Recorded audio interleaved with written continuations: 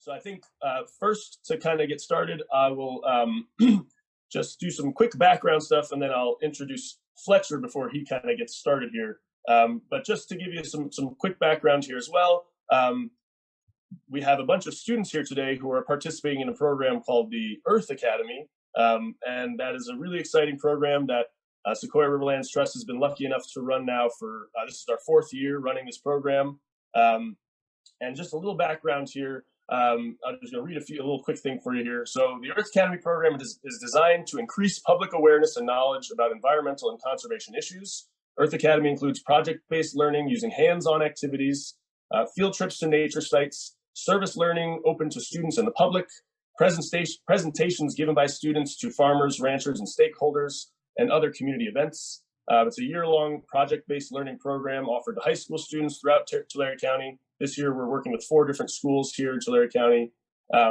And so throughout the year, we do a lot of hands-on learning about the environment and prepare students not only to know what's happening around them in terms of the environment, nature, and natural processes, but also what they can do and how they can affect those processes positively and use their skills that they've learned, the knowledge they've learned in productive ways.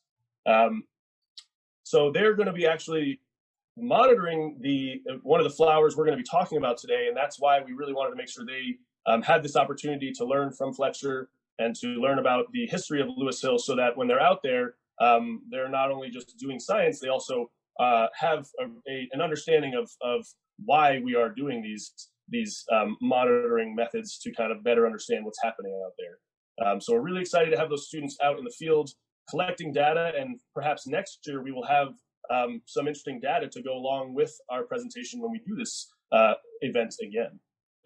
Just another shout out I'd like to make before we kind of turn it over to Fletcher here.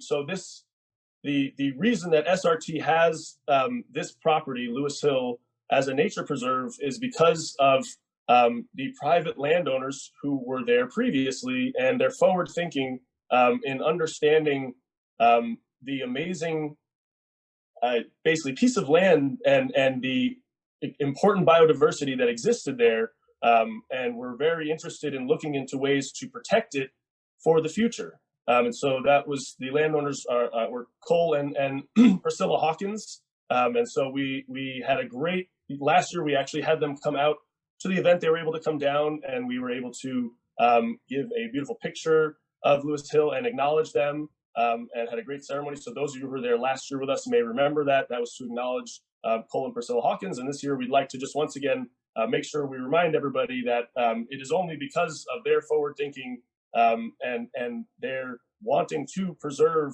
this beautiful hill that SRT even eventually was able to become involved and to now be in possession of that hill to share it with other people in perpetuity going forward. And so we were really appreciative of that. And I believe, I can't see participants right now, but I believe Priscilla Hawkins had signed up to be here today, and hopefully she's here. And so we were really appreciative of that. So now I'm just going to do a quick little intro for Fletcher, and then we'll let him kind of tell us all about this amazing place that he's spent so much time learning about and presenting. So Fletcher Linton came to the Sequoia National Forest as the forest botanist in 2003. Prior to his work on the Sequoia, he had worked as a botanist, soil scientist, and ecologist for Bryce Canyon National Park in Utah, Wenatchee National Forest in Washington, Route National Forest in Colorado, and Modoc National Forest in Northern California. Fletcher also served in the Peace Corps as a volunteer in Bolivia for 2 years. He worked for the Bolivian Park Service on native tree reforestation in 2 different parks, Cotopaxi National Park and Sahama National Park. Fletcher received his BS in ecology and systematic biology with a concentration in plant systematics from Cal Poly San Luis Obispo. And for those students on here, right, that is a nice description of a career pathway. And so if you have questions at the end about this career, make sure to ask them because it is a really interesting and not always very well published career that you could have yourselves right here in the Valley. And just a little other piece, not only has Fletcher done all those things, but he has led the Lewis Hill Wildflower Walk now for, I believe, more than 20 years, far longer than I've been on staff. I think longer than anybody who currently works at SRT has been on staff. And so we are amazingly appreciative As far as we're concerned, he is the foremost expert on kind of the geology and botany of the area, and then specifically on how those things match up uniquely with Lewis Hill. And so we're really excited to have him kind of walk us through all of that information today, to give us a better understanding of how these rare flowers got here, and why they are so cool. So without any further ado, I'm going to turn it over to Fletcher. Fletcher, the floor is all yours.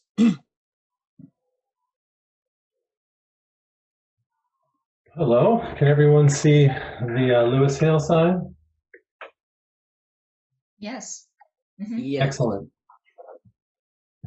Let me see if my arrows are working. Everybody see that next slide? Yep. Okay, great.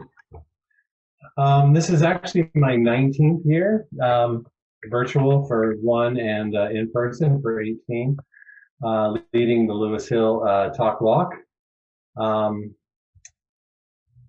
When I was at Cal Poly, I didn't know you could be a botanist and support a family and have a career and do cool things and get paid. But now I know, and so those careers are out there. It was a long and winding road, but it looks good on paper on my resume. So it all makes sense looking back at it. Sometimes life doesn't make sense as you're living it, but it does looking backwards. Also mentioned, I got a soils degree from Washington State University as well, which will explain what happens in the first part of this talk concerning rocks and soil.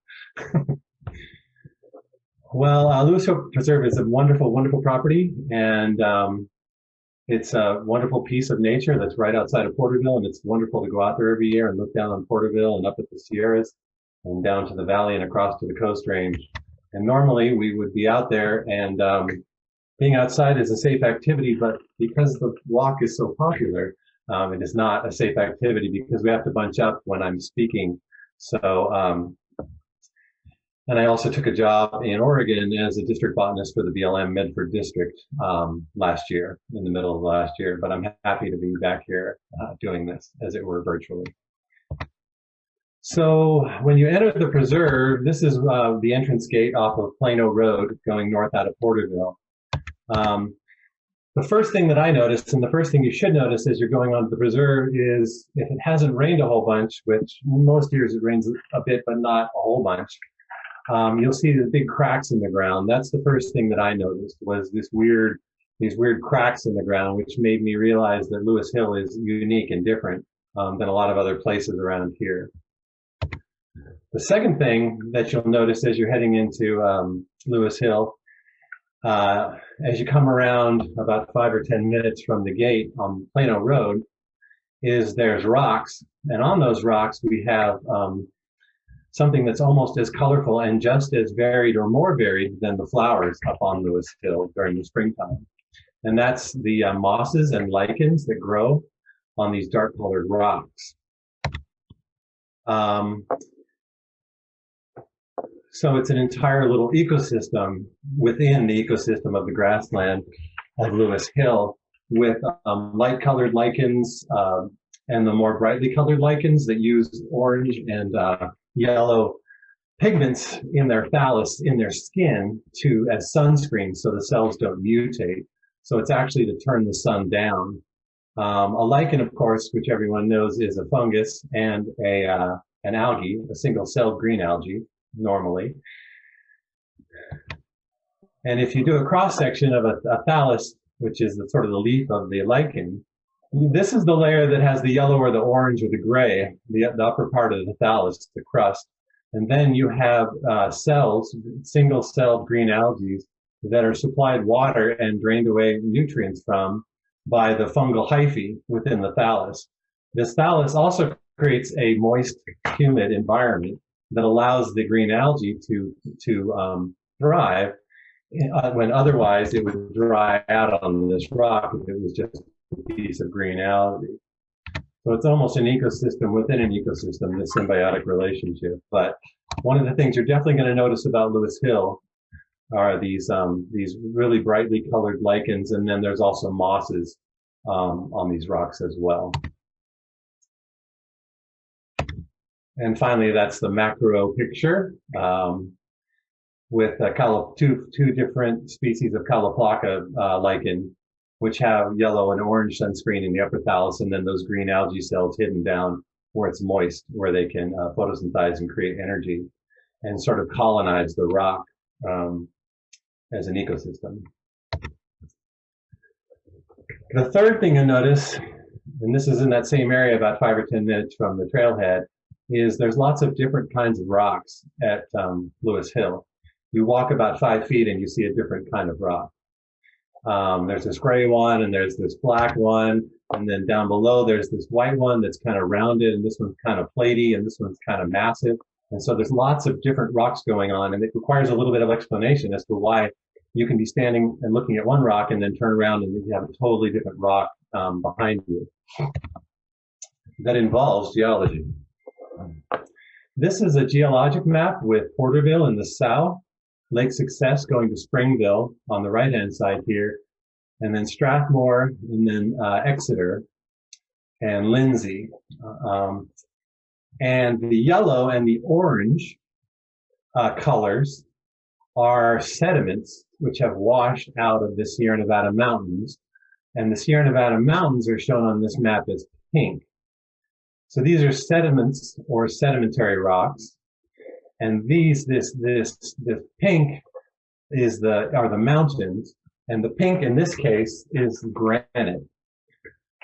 So the foothills of Porterville and Lindsay and Exeter in the southern Sierra Nevada are sandwiched in between granite mountains, bedrock up high, and a valley that's dropping and having lots of rivers like the Tule and the Sequoia washing sediments into it. And sandwiched in between are these purple rocks and these green rocks. These are igneous rocks, granite, intrusive, cooled in the earth. These are sediments or sedimentary rocks. And the rocks that are sandwiched in the foothills east of Porterville and Lindsay and Exeter are metamorphic rocks. Rocks that have changed in form, a sedimentary rock or a igneous rock or a metamorphic rock that is metamorphosed. Sometimes you get a metamorphism that can metamorphose, and I'll get into that later. But anyway, just so you know, this is the Sierras, the granite, these are the sediments, and then the one where we are in Lewis Hill is in this purple. And the purple is a special thing, a special kind of metamorphic rock that's composed of many different rocks because it's been scraped off the floor of the ocean.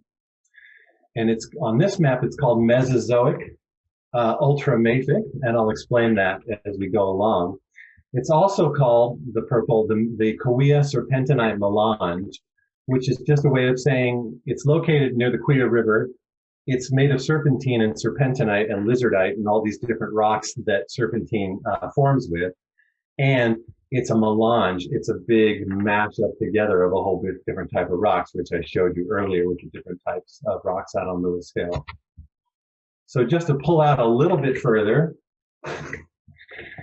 this is the edge of Western North America about 60 million years ago. And we're in Mexico and we're looking north. So the Sierra Nevada is to the right. The Coast Range is here towards the middle. And this right here is a lithospheric plate. It's a continental plate. It's a continent. And this one, this is plate tectonics.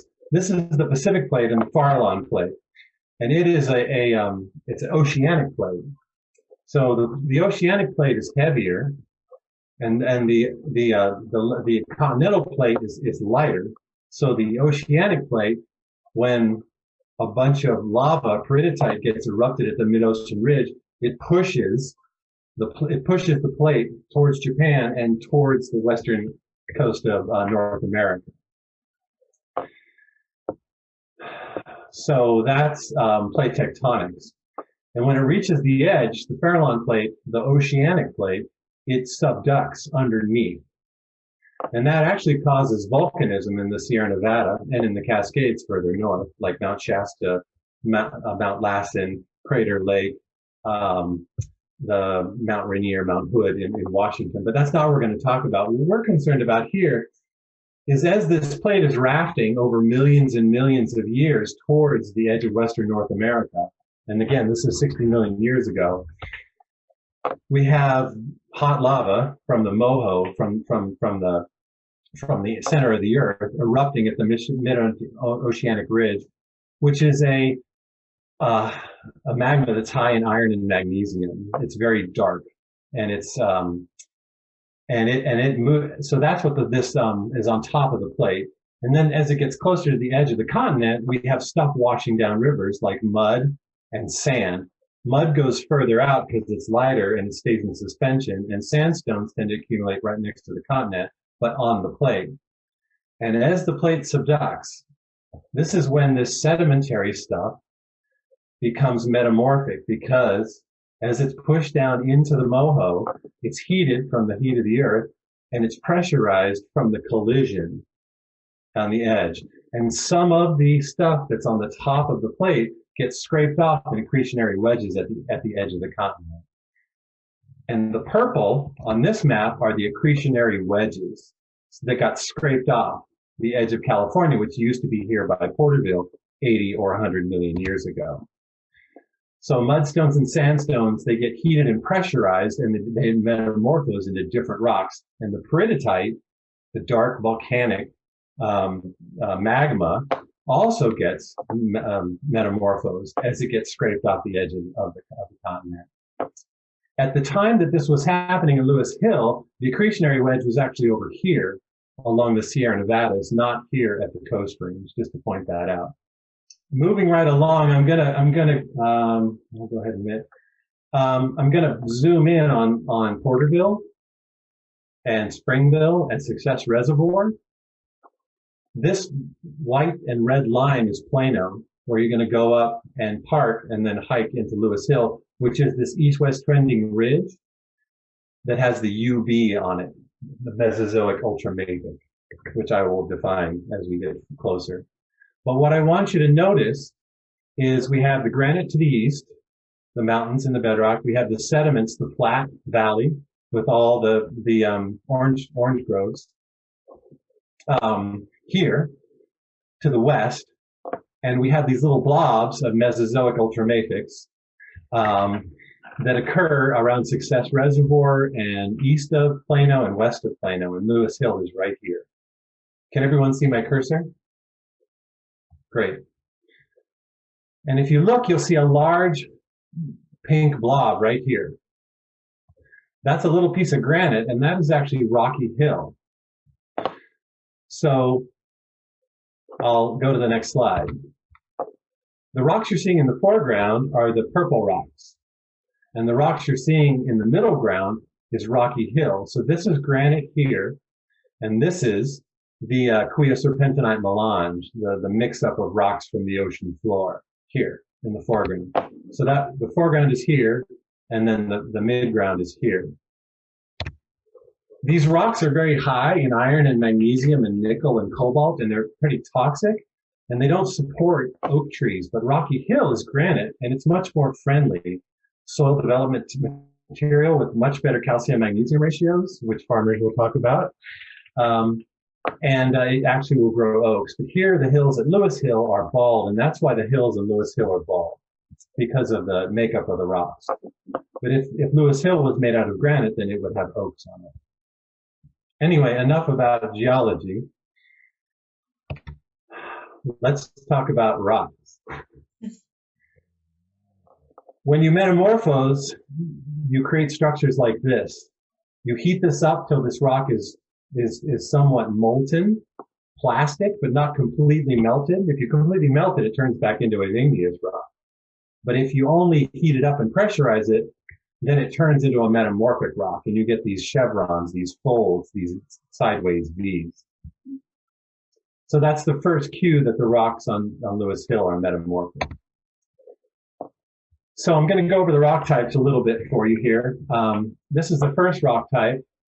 This is, it forms plates, and we can see the lichen on it. And it tends to be light. This is looking from the other direction. It tends to be very light rock. The rock in the foreground, not in the midground. And this rock is a metamorphic rock that comes from mudstone and siltstone. When mud and silt are composed of tiny particles of quartz and feldspars and micas and biotites, sort of white minerals and gray minerals and black minerals. And when you metamorphose those, when you heat them a little bit and pressurize them a little bit, they turn into slate. And slate is something that you can, in Europe, they actually make roofs out of. And when you have layers in metamorphic rocks, it's called foliation, in contrast to layers in sedimentary rocks, which we call just sedimentary layers that lay down as sediments fall out in water. But the foliation in metamorphic rocks comes from pressure, differential pressure coming from two sides and not from the other two sides. Anyway, so slate is one of the rocks that metamorphoses from mudstone and sandstone as it hits that subduction zone on the edge of the continent. There's another rock that's darker at Lewis Hill. It's the rock not in the foreground, but in the midground here, and you're going to see it when you go out there. This rock has been heated and pressurized even more. I call it Kentucky Fried, but geologists call it nice. And there's no end of jokes involving nice, because you can pick up a piece of nice and say to your friend, "Isn't this a nice rock?" And if they're geologists, they get it.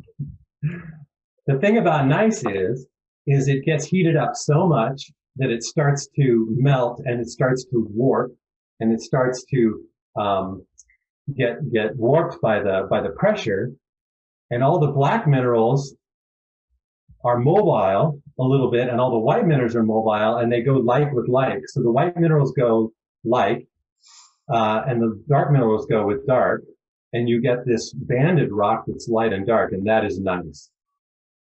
Compared to slate, nice is much more Kentucky Fried, a lot more heat and a lot more pressure. And if you go past nice, you've pretty much melted the rock completely, and then you turn back into magma, and then you become an igneous rock.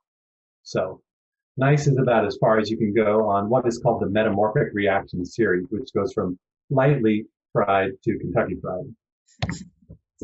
And that's this showing this. This is a nice piece with light layers and dark layers. There's also this rock that you'll notice up on Lewis Hill, which is actually quartz.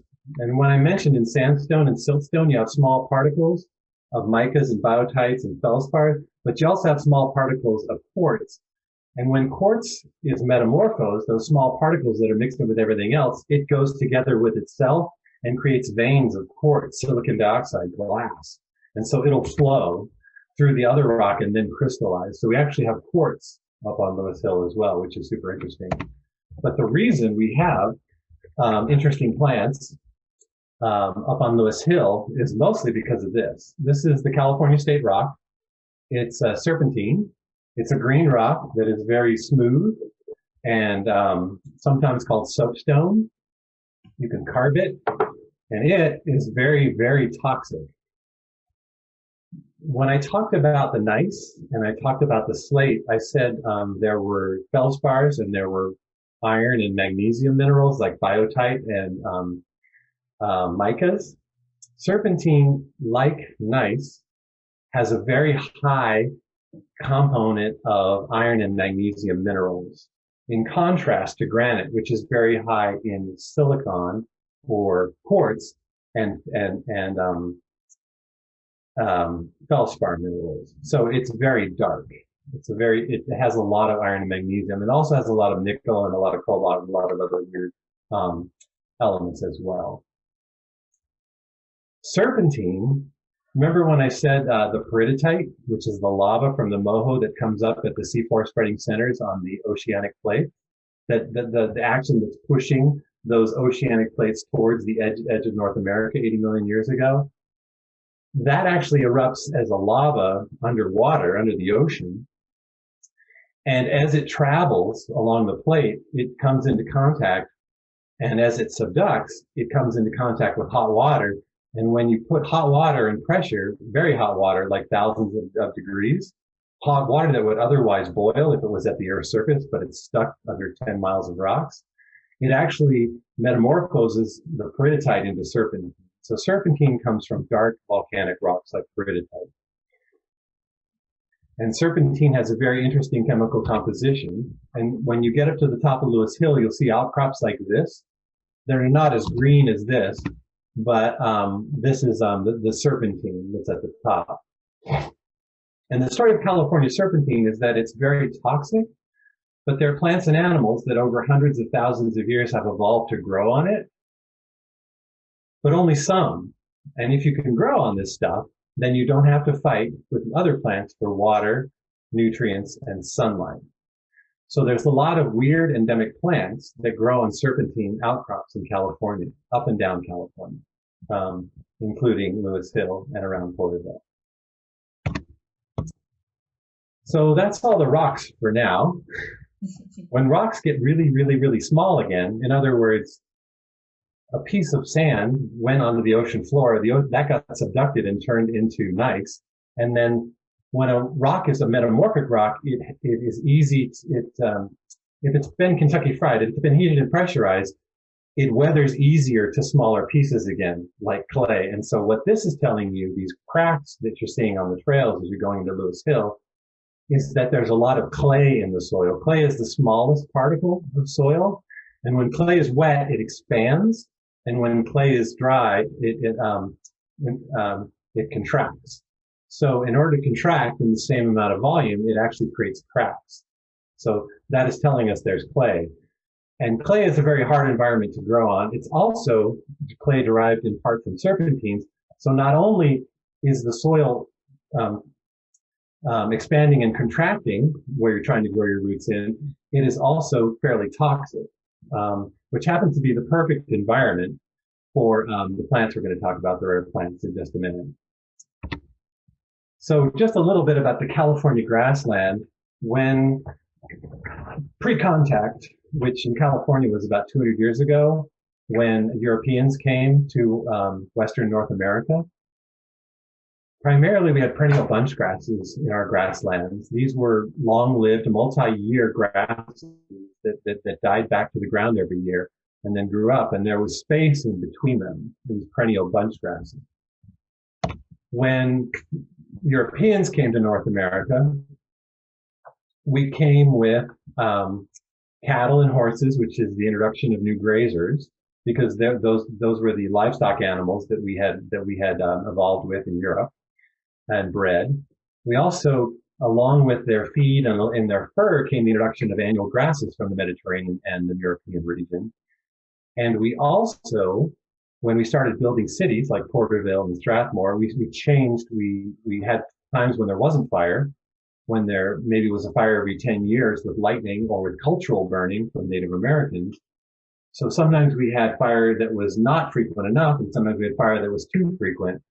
And what happened is with all the hoof action, with the horses and the cows, and the introduction of the annual grasses, and the change in the fire frequency, we ended up with a big thatch of annual grasses like this, instead of a perennial bunch grassland like this.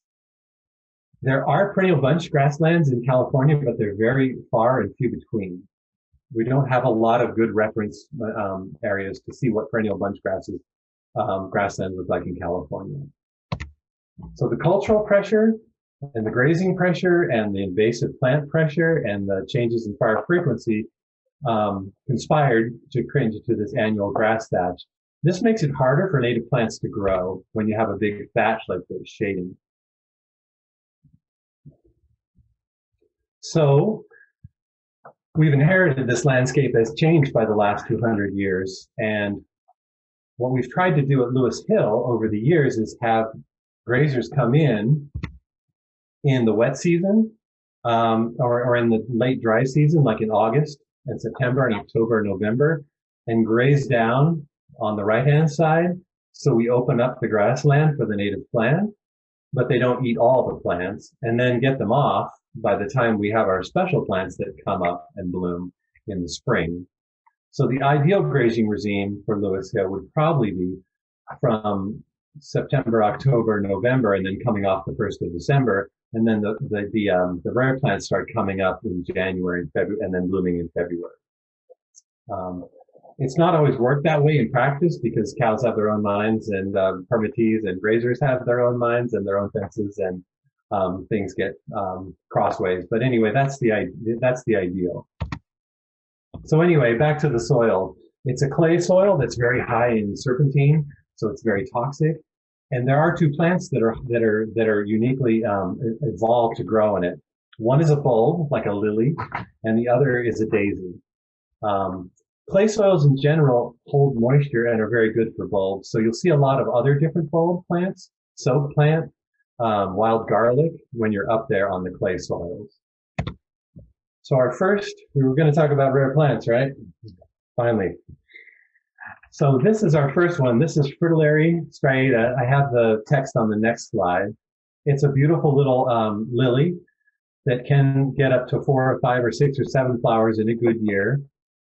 Here's my pollinators on it, and here's all the naughty bits, the stamens and the pistil where the pollen and the ovaries are in the center. And then these are the petals and sepals, which in the lilies are called tepals. There's three sets of 3 on the outer and the inner. You can't see it that well here, but there's 1, 2, 3, 4, 5, 6, 3 inner and 3 outer in the lilies. And this is the genus Fritillaria striata, which is called the Striped Adobe Lily. Wrapped up in the name of the Striped Adobe Lily is that word adobe, which means it prefers to grow on clay. Adobe is technically when you put clay together with straw and make bricks out of it and build a building out of it. That's an adobe house. But this is a shorthand, a common name for clay, which is called adobe, Striped Adobe Lily. It's a beautiful little fritillary. The genus Fritillaria has about, I want to say 35 or 40 species in Western North America. Fritillaria Gettneri, Fritillaria utahensis, Fritillaria kamchakensis up in Canada, Alaska, and in Japan. There's lots of different fritillaries. The fritillarias are known commonly as the chocolate lilies because they tend to be green or brown or gray or not like yellow or pink or orange. So they tend to be muted in their flower color. And some of them are brown, and they're known as the chocolate lilies. Well, I said they have a bulb. This is a different fritillary species, checker fritillary. But this has a picture of a bulb and the roots that are coming off it to give you an idea what is below the ground in this slide.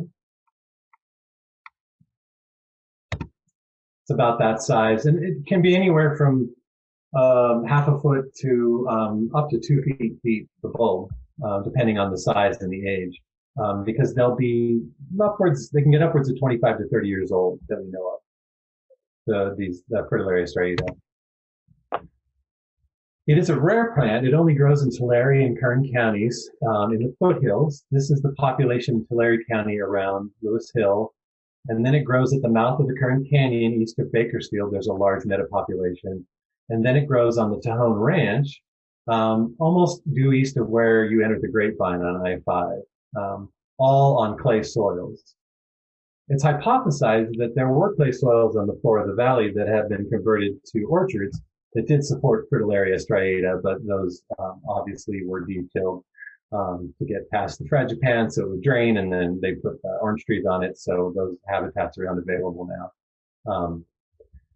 But it's doing fairly well within these 3 metapopulations in the southern Sierra Nevada. Again, Fritillaria striata, the Striped Adobe Lily. I don't know how you're going to go on your field trips, but usually we walk up through the Striped Adobe Lilies towards the top of the hill to the south. And the best thing to do is just walk up the hill, and then you come down on your knees below a plant downhill, and then that way you can tip it up with your finger and take a look at the parts inside and smell the scent, which is beautiful.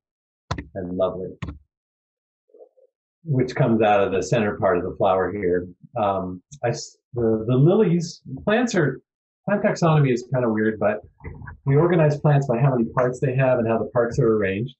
And in the lilies, it's in threes. There's 3 outer, 1, 2, 3, and 3 inner, 1, 2, 3.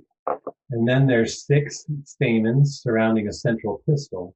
Stamens release the haploid pollen, which fertilizes other flowers. This pistil is not receptive when these stamens are sending out their pollen. So the pollen goes to other plants, and we experience sexual reproduction where one end meets another one end and becomes a 2-end seed in the ovary of the plant that receives it. Then after the stamens release their pollen, the pistil becomes receptive for other flowers' pollen to come to this flower. So plants are, the weird thing about plants is mostly they have male parts and female parts on the same individual, which in a mammal would be a hermaphrodite. Most mammals, vast majority are male and female and are not hermaphroditic, but most plants are hermaphroditic. They're male and female. There are weird plants though that actually, like jojoba and madrone, that actually have male trees and female trees and male shrubs and female shrubs. So they only have male parts in the flowers and only have female parts on other individuals. So that's just a plant kingdom thing. And Fritillaria striata comes from these striations or lines on the inside of the petals. That's what it's named for, the scientific name. The other rare plant that we have, the daisy, up on Lewis Hill, is Pseudobahia personii, which is about the same size, gets about 1.5 feet tall with multiple yellow flowers. Pseudobahia personii, the San Joaquin Adobe Sunburst. Daisies are what are known as compound flowers. Each one of these flowers is a single flower with petals, with stamens, and with a pistil in the center. In the sunflower family, sometimes known as the composite family, we have a composite flower that has disc flowers, which are tubular in the center, and ray flowers, which are overly developed in the petal category on the outsides. So this flower is a composite of disc flowers in the center and ray flowers on the outside. That's just a little piece of trivia jargon for plant taxonomy in the composite family.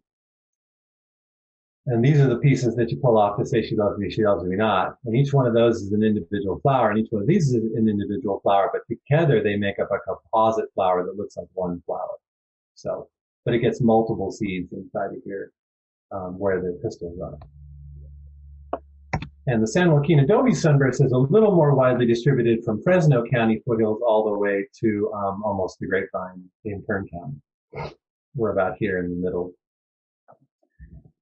And the Pseudobahia personii, or the San Joaquin Adobe Sunburst, it flowers about a month after the Fritillaria striata, or the Striped Adobe Lily.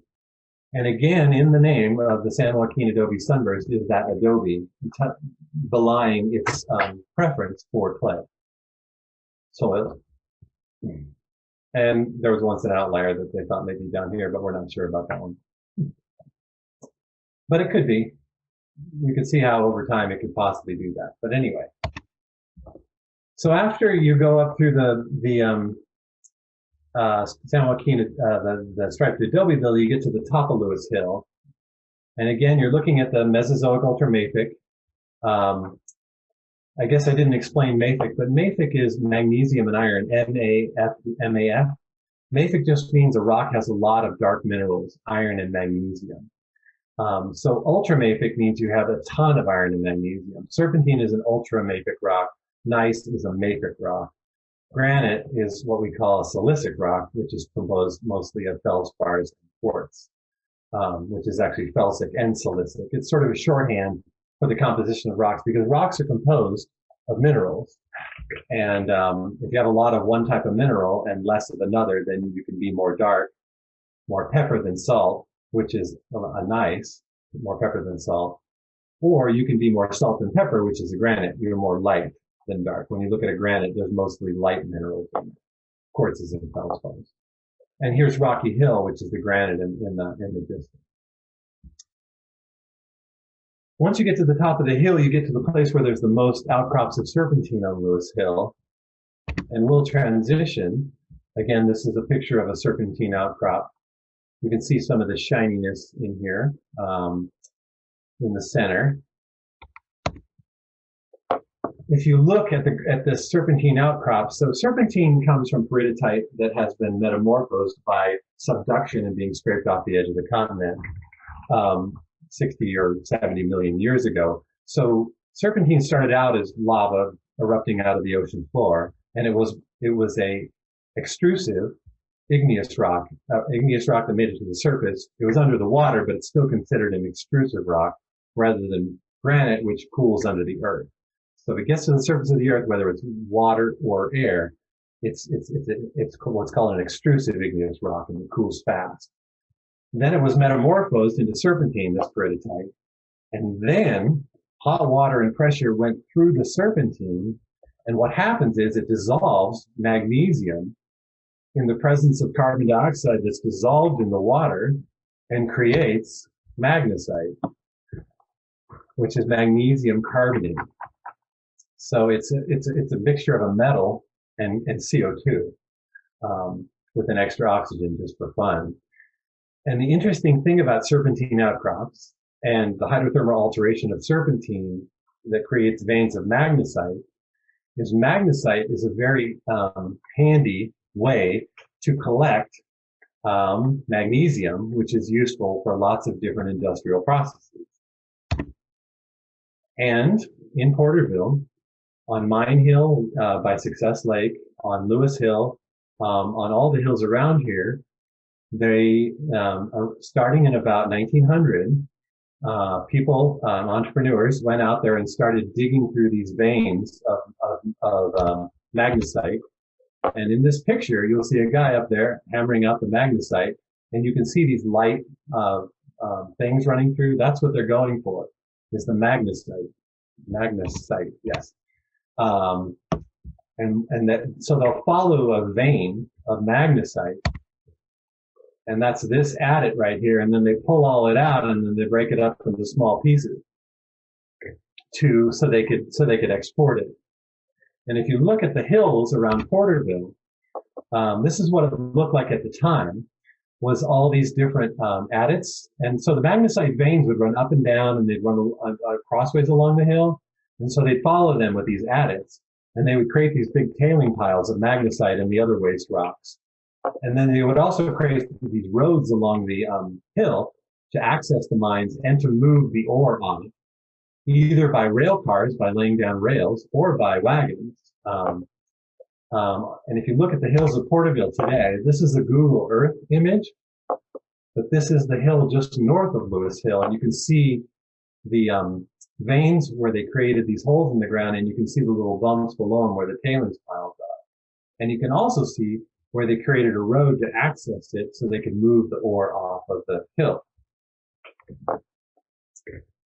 Can everybody see that with the orange groves in the foreground? This is kind of an oblique view, looking south at a 45-degree angle, like from a plane, at a hill north of Lewis Hill. And again, they used to look like this, which is kind of ugly, but most of them haven't been filled in. They have greened up a little bit and have vegetation growing on them now, but mostly they haven't been completely reclaimed and taken the material and put it back in the holes.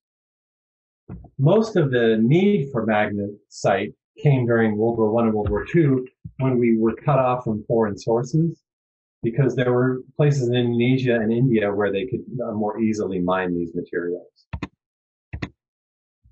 So I showed you how they were moving the magnesite off the hill. This is a rail system that was set up at Porterville, an historic photo, where they broke up the rocks and then they had a rail system where they would run the ore.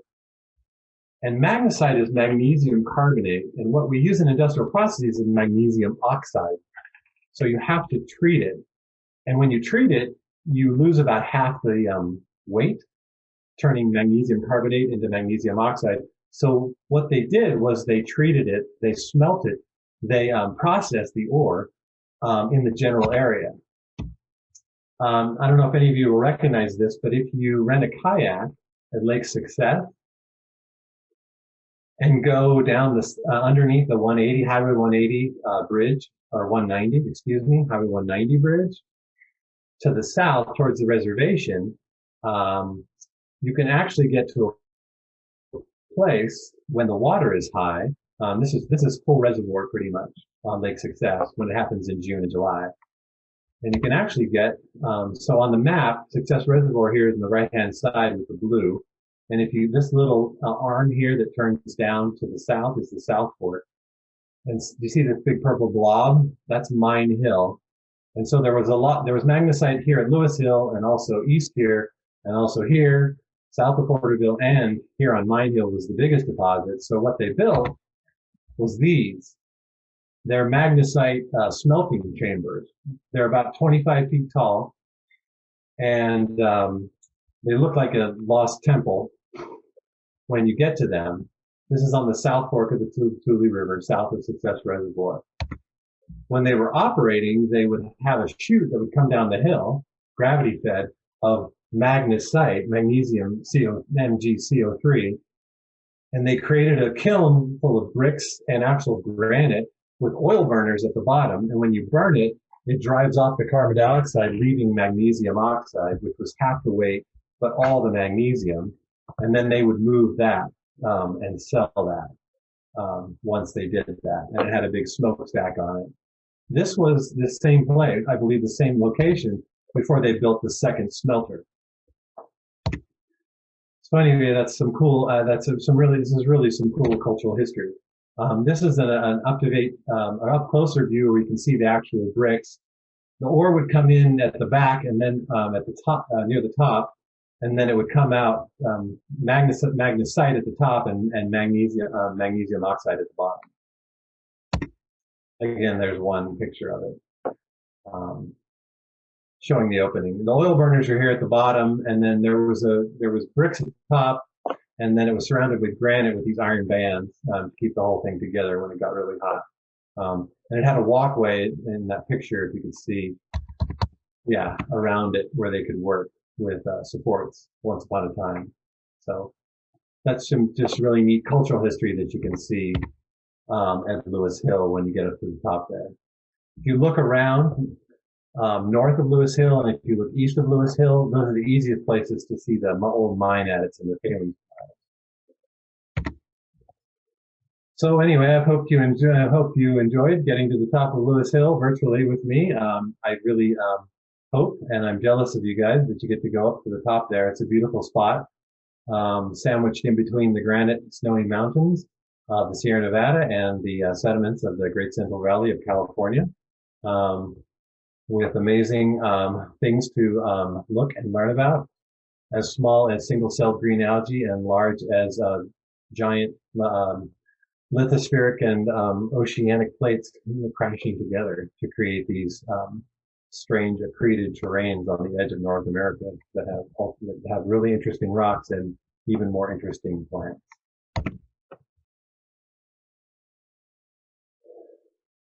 Any questions? Yeah, this is Cole Hawkins. Yep.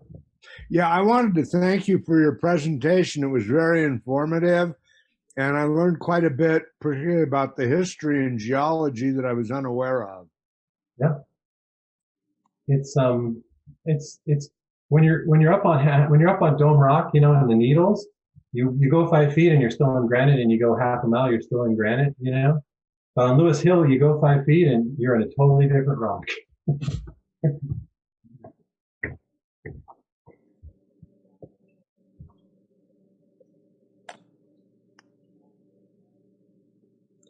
Does anyone have any specific questions about things that I misstated or were not understood at the time when I was going through this?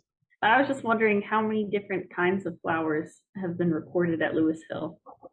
Um, there's a plant list, Oh, and I want to say it's a Word document, so I don't actually have a count, but I can paste it into an Excel spreadsheet real quick, maybe,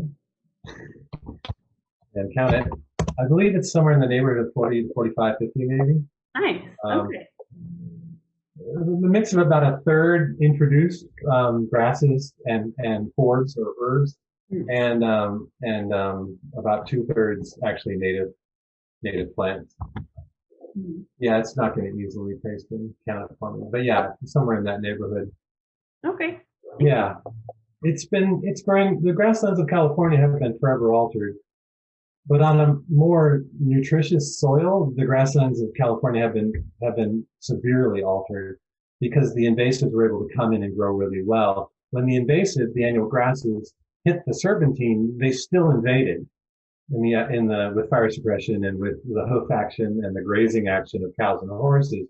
But it was toxic enough that we still retained a fairly good representation of the native flora. As I said, you'll notice a lot of bulbs, which I noticed the leaves of bulbs like soap plant and wild garlic and fritillaria, they tend to look and feel rubbery rather than the grasses, which feel kind of coarse in your hands. They're still green, but they feel kind of rubbery, and that way you can, and they come from a central location. So anyway. I have a question. Yep. I know that many of the other bulb species have been food sources for a variety of indigenous people.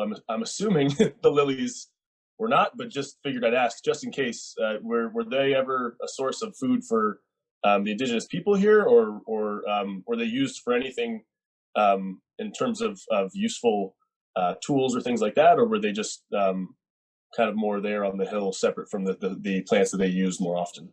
The only two documented cultural uses of liliaceous bulbs are bitterroot, which is known from the peoples of the inland west, Montana and Idaho. That was a first food. Those are the Lewisias, the genus Lewisia, and they would dig those out. The leaves would come out in the spring, and they would dig them out, and they would wash the bulbs, and that would be a first food. The bitter roots, but when you washed them, they would be less bitter. That's why they were called bitter roots, but they weren't poisonous. They were just bitter. The other one is on the east side. The ethnobotanist in California's name is escaping me, but I thought it was Mary. I can't think of it right now. Had some publications and a book on some of the wild wetlands on the east side where they would cultivate different. Well, I'm not coming up with genera of lilies of bulb plants that they would grow in meadows and things like that. But I don't know of any of the west side tribes that did any cultivation of bulbs, and I don't know. I've never seen any documented fritillary species that were used for first foods.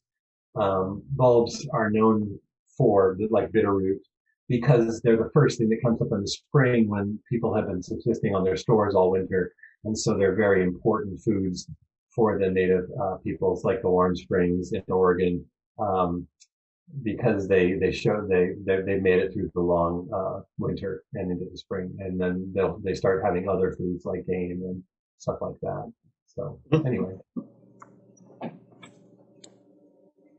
the cool thing about fritillary is it's the currency of plant taxonomy is or field botanists is the genus, the genera. Calochortus are the Mariposa lilies, the upright Mariposa lilies, which are white and yellow and pink and orange and red sometimes, like tulips. And all the fritillaries are the chocolate lilies are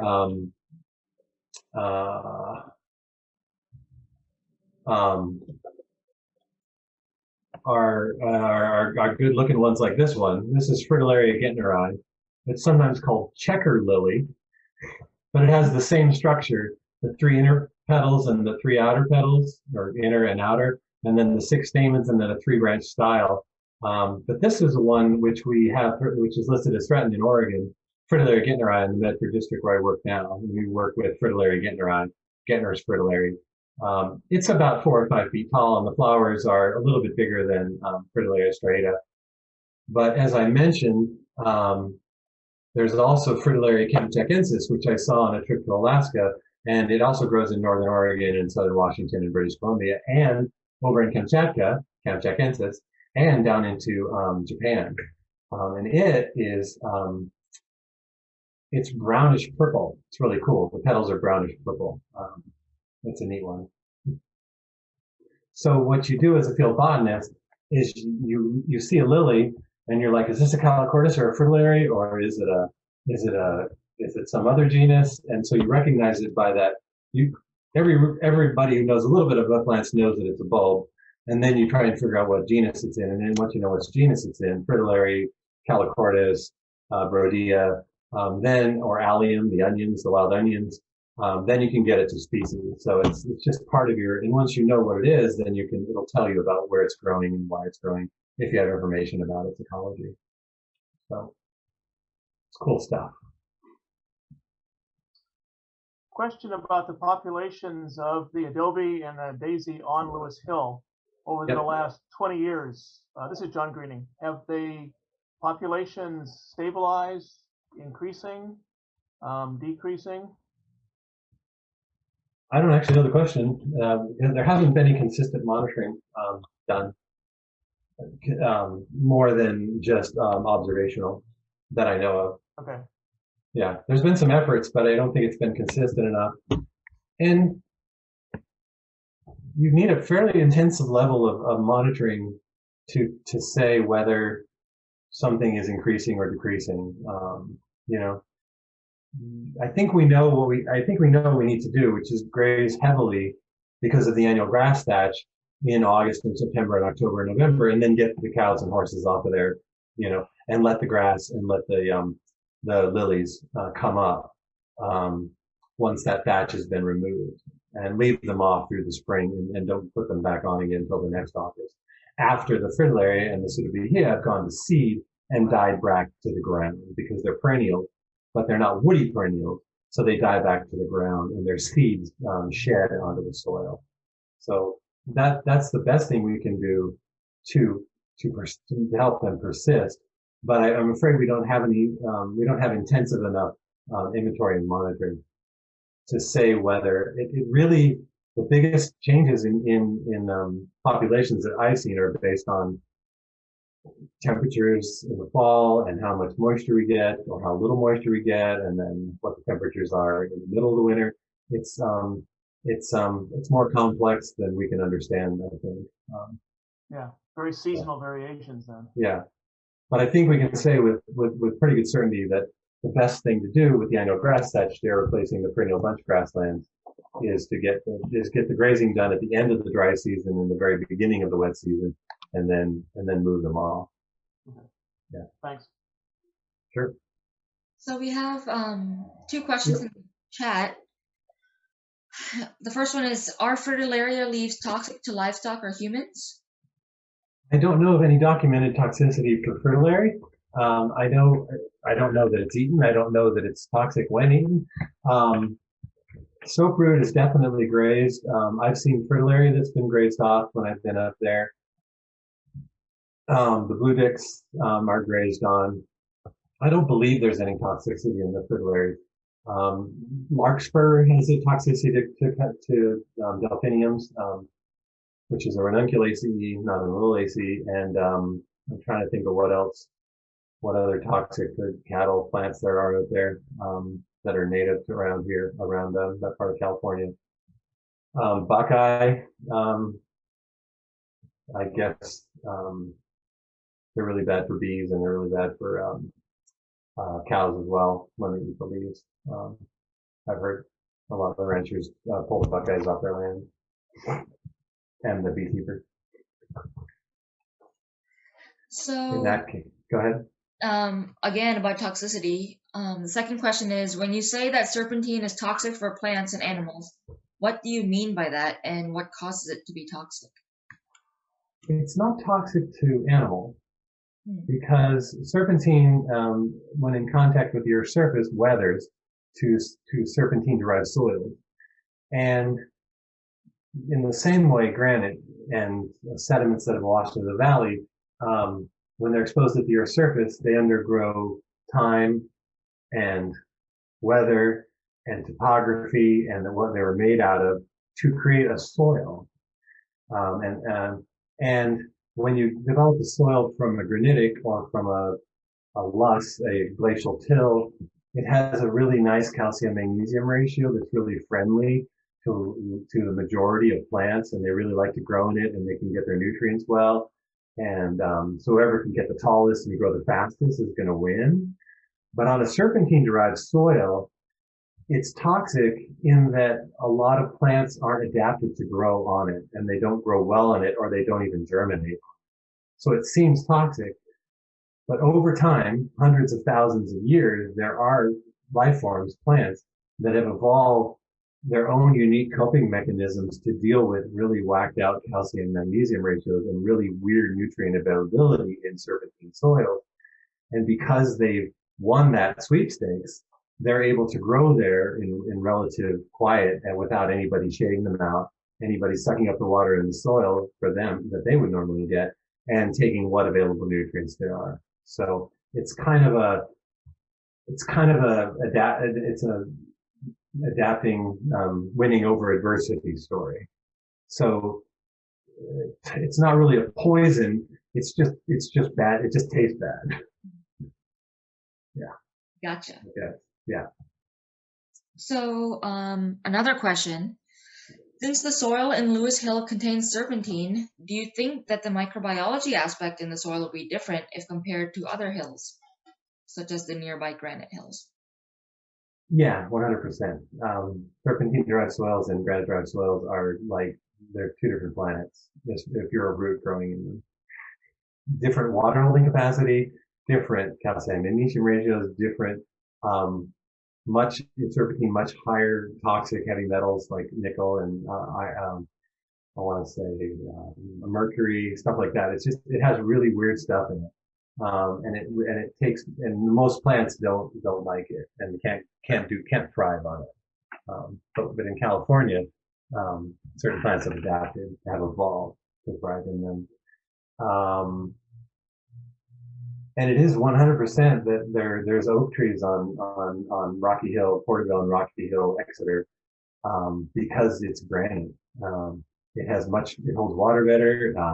It has, as I said, it just has much cation exchange capacity in the soil. But the oaks just aren't adapted well enough to grow in the serpentine. Yeah. Cool. Thank There's you. enough moisture and there's good temperatures, but it's what we call an adaptive climax, or a climax that's not related to, like, if a plant should go somewhere, it needs so much moisture.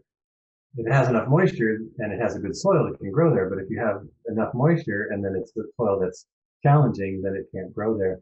Then the reason why it's not there, that we don't have trees there, is because it's a soil climax. The soil is determining what can grow there.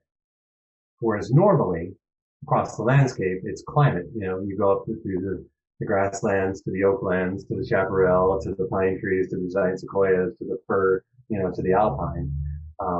But if you have a weird soil like limestone or marble or serpentine, it changes the plant community. And around Camp Nelson, we have marble outcrops where there are no conifers. It's just canyon live oak, because the conifers can't handle the marble. But the live oaks can. But right off the live oaks onto granite soils at the same elevation adjacent, we have a beautiful yellow pine forest. So that's what we call a soil. Soil is driving the plants. Okay. Another question. Yeah. Are there other Adobe lilies in California, or are there close relatives of the Adobe lily? there's a book from California Plant Society called Lilies of California, and I don't have it. I think it's at my work, and there are a bunch of fritillaries in California, but I've only been introduced to 5 or 6, so I don't know. There's a lot more diversity in Mariposa lilies, the fairy lanterns, and the upright Mariposa lilies, and the ground lilies, the star tulips in California than there are in the fritillary. And I'm afraid I can't think off the top of my head of another. Oh, there's fritillaria.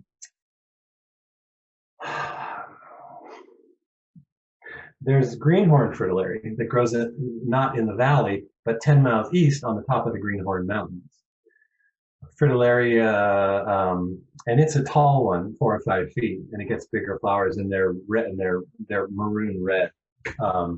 It grows above California hot springs, and that's another fritillary that I know. But it takes a while to get to know all the different species in a genera.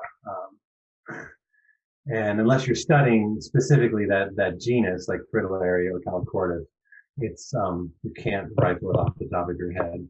There's only a few genera that I know, like the sand verbenas I'm really into, so I know those. I know all the shooting stars, all the dodecathions, because they're really cool, and there's not too many of them in the western United States. There's a really neat primula. There's the primrose, the genus Primula in California and across the West. There's only about 20 of those, so those are real neat. But I'm afraid I don't know my fritillaries as well. I just know the Fritillaria named after some guy up in California hot springs, and then Fritillaria striata, the Adobe Lily. And then the fritillaria that I'm dealing with here in Oregon, which is Fritillaria generi, which is sometimes known as a checker lily, because they have that checkered pattern on their instead of a striped pattern on their leaves. Yeah. And then I know about the Fritillaria kamchakensis, which follows the Pacific Rim from Oregon all the way up through the Aleutian Islands on the Kamchatka and then down into Japan, which is super cool. I think that it, like, early man came along from Japan on the edge of the continental ice sheet during the last ice age, along Kamchatka, along the Aleutian Islands to British Columbia and Oregon, Washington. And Fritillaria kamchakensis has the same exact distribution. So it followed the same pathway, as it were, but over a much longer period of time. And that's what's known as biogeography. That's so cool. Or biobotany, biogeobotany. That's very, very cool. Don't even get me started. All right. Any other questions? I'm happy to say them out loud for you. Yeah, just while people are if they're thinking of other questions, I realized I had a few 2 quick shout outs that I forgot at the beginning that I want to make sure I get in. And so I see John Greening is here with us. I know he asked a question before, and he's done a ton of work with SRT in terms of helping train our staff about local phenomena and getting tons of great pictures. And he also has worked on something called Tulare County Treasures, which is a great website that is free for anyone to access and provides tons of amazing stories about some of these cool places you may have heard of or seen around Tulare County, not just SRT stuff. So this is not just about SRT, all sorts of really cool resources. I've used it for hiking up in the mountains and things like that.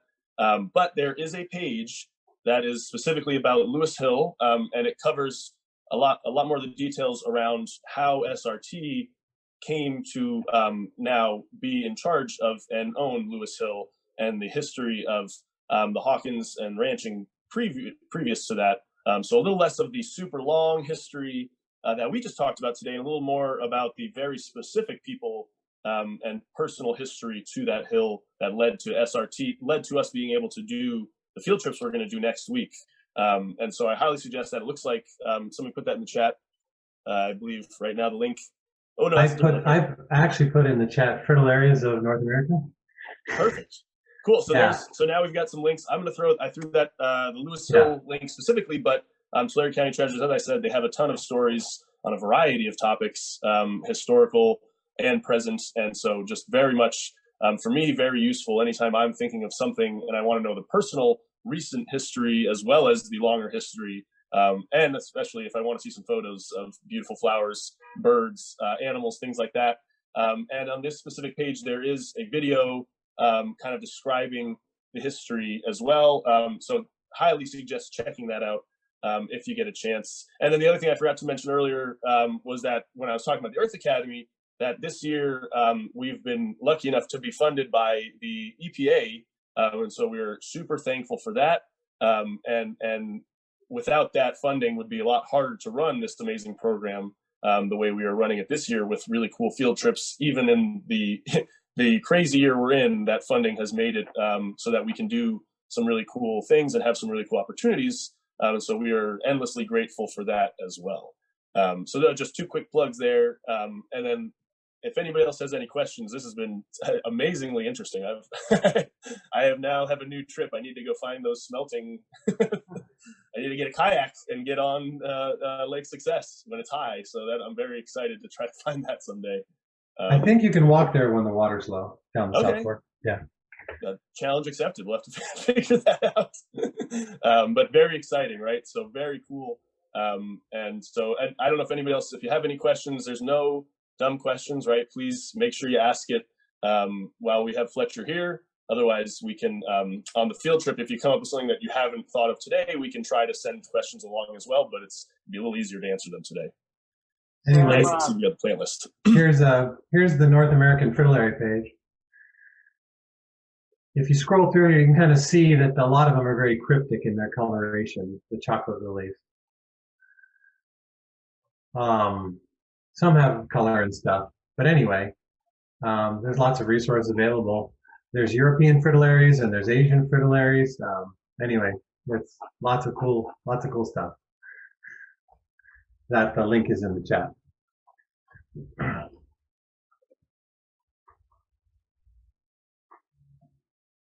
Cole Hawkins is still online. Originally lived right on the land. If anybody has any questions about the history of how it came into SRT or his experience in that area. Well, if nobody has any questions, I have a couple of answers. I always like to mention two people who were instrumental in in helping us come to the realization of what we had there. One who was a grape grower in the southern part of the valley who's been gone for probably 40 years was Jackson Ninovich. And excuse me, the other one who I hope is still alive and kicking, and many of you probably know, is Rob Hansen, who used to be up at COS. We also had excuse me, a gentleman who worked at the ranch who pretty much grew up on it in the 20s and 30s.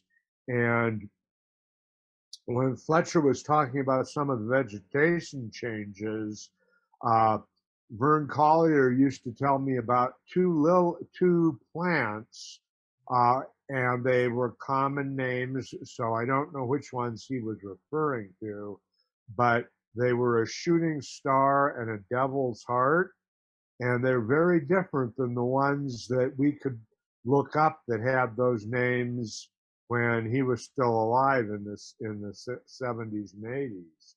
So the change that came over the botanical resources in California has been catastrophic, but it's been catastrophic sort of in a geological sense, in that it didn't all happen at once. It's happened over the last 200 years, and it's probably still in process.